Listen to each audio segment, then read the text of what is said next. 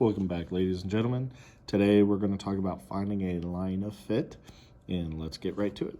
So we've got we've got data to get a scatter plot in front of us. And the table shows the depth of a river in X months after a monsoon season ends. Then we're going to make a scatter plot of data and draw a line of fit. Okay, let's just start there. So I'm not doing anything past here. Make a scatter plot of the data and draw a line of fit. So X at 0, we start at 20. 1 is 19. Remember, I had to check my scale. This is 18 to 20, so 19 is in between. 2, 15. Man, it is not nice to us. It's giving us odd numbers while giving us even numbers on the scale. 4, 11. Man, they are really giving us all the weird numbers. 5 to 5, 10. By the way, weird, odd. Hope you got it. 6, 8. So it's the best I can do while I try to think and talk and graph at the same time. Sorry, guys. 8, 5. All right. Now we can tell this is not a straight line. It's just not a graph. So that's why they said now draw a line of fit as the second part of this. So I'm going to take something that has a straight edge, in this case my name tag, and what I'm going to do is I'm going to try and draw a line. I'm looking both top and bottom to try and this isn't something to do quickly, to try and line everything up. So if I did this and I'm taking over, under, I'm trying to take it all into account. So about like that. All right, we're going to say that's our line of best fit. Again, it doesn't have to be perfect, but it's our line of best fit. So A's done. Check. So write an equation of the line of fit.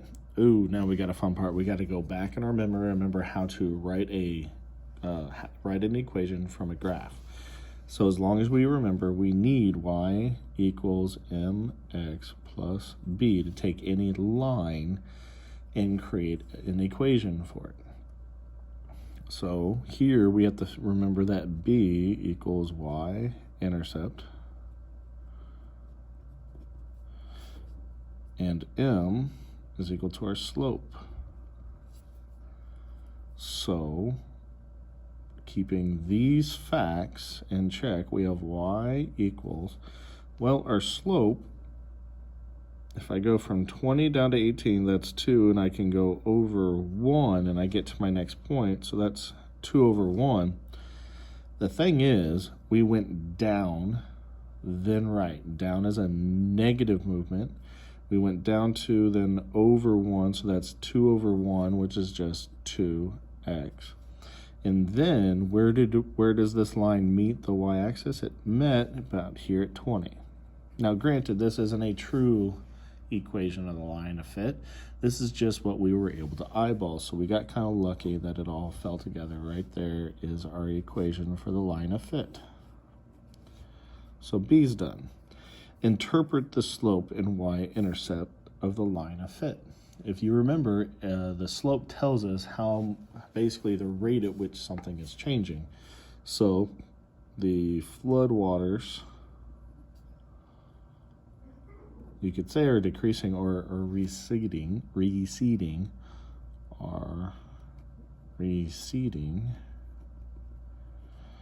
at a rate of 2 feet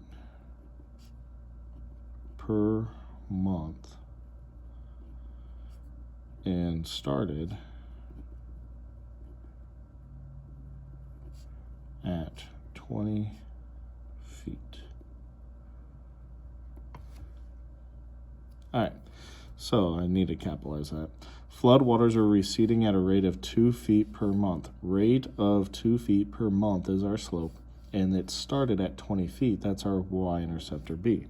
So we have now interpreted our equation. And then we're going to predict the depth at month 9. See, we only recorded at 8. We would predict, according to this line, it would be around 2 feet. And that's because if we go all the way out here to 9, we're then going to go up and know that we went up 1 unit, which is 2 feet. Now pause the video and copy what is on your screen into your notebook.